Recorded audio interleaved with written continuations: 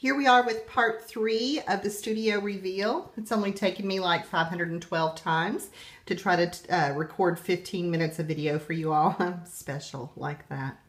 Anyway, I wanted to show you, here we are, if we pan back to my desk and then we go to the right of that, you can actually see the wall that you see upon entering my room.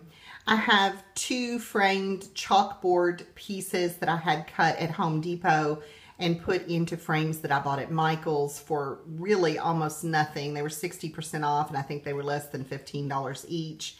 What I like about them is that instead of being rather ornate and heavy like I'd originally imagined, I think that the lighter, more streamlined frames suit the style of my room better and actually suit my own style better. They're a little more zen, and that was, of course, my goal for this particular project.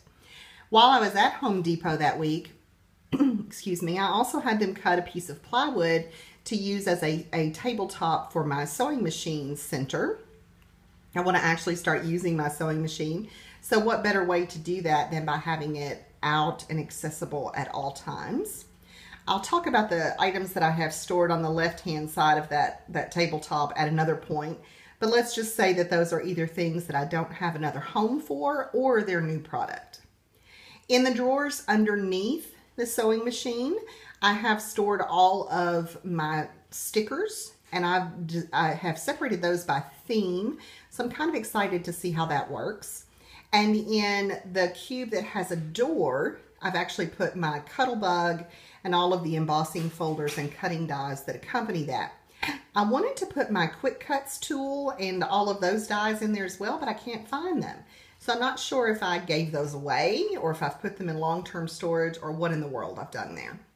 I'd also point out at this point that I am using cream and white interchangeably in my room, which I know shocks some of you, but I'm trying to grow and stuff. And you'll notice that my rug that has that oversized houndstooth pattern is actually on a cream background. So I had to be a little flexible since I love the rug so much. The last wall to show you is what I call my tech wall. And I have to back up a little bit in order for you to see all of it. You can see in the corner way over there, I actually have some of those photo suitcases. And you know, they're not that cute, but I have to have somewhere to put my photos. I also have my laptop on top of a couple of paper cubes. I have my Silhouette Cameo on top of a cubby. And I have an ancient printer on top of a couple of other paper cubes. I'll be honest, my paper is still out of control. I still need to do a major purge and organization, so I'm definitely not going to be sharing that with you guys today. I decorated an old window with some teas and some clipboards and a burlap wreath that I'd made, and I shared that on Instagram the other day. It made me really happy. And on this open cube, the open cubby set, again, this is something I already had. I've got a variety of things stored. In the shoe boxes, I have extra adhesive. One of them is empty. And I also have some tin items that I might want to alter, like Altoid tins and that sort of thing. In 2 of the cubes, I have my letter and number stickers arranged by color. I'm treating one of the cubes like a bookshelf. On another cube, I have some buttons and some giant brads, as well as my chargers and my little electrical strip. In the top cube underneath the Silhouette Cameo, I've included all of my Midori and Traveler's Notebook and planner supplies. And on the top left, you can see I have a little plastic container that houses all of my die cuts that are printed that have been separated out of their packaging. I need another one of those because they're not really organized in any way, but you know, hey, it's a work in progress.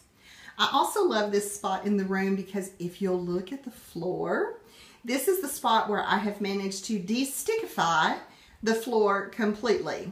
Yes, it's just about an 8-inch strip wide, but I'm proud of that 8-inch strip.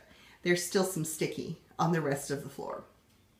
Behind the door, one last thing, I'm showing you behind the door. I'll point out that I do have a little hook set that's been there since Kelsey was living in this room.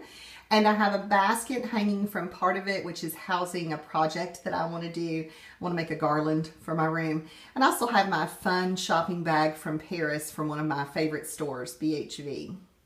So there you have it. You have kind of an overview of my room. I hope you've enjoyed taking a look. I hope you can see how much the room itself has changed just with rearranging the furniture, working on some of the organizational decisions, and changing the paint color.